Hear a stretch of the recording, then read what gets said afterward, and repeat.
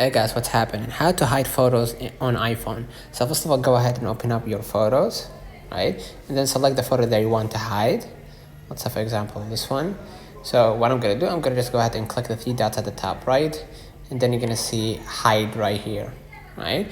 And you can double click right here, and this photo in the photo will be hidden, right? But can be found in the hidden album. You can choose to show or hide the hidden album in settings. Hit hide photo, and basically that's it. Let me know in the comments if this video helped you. Don't forget to like and subscribe. See you in the next one.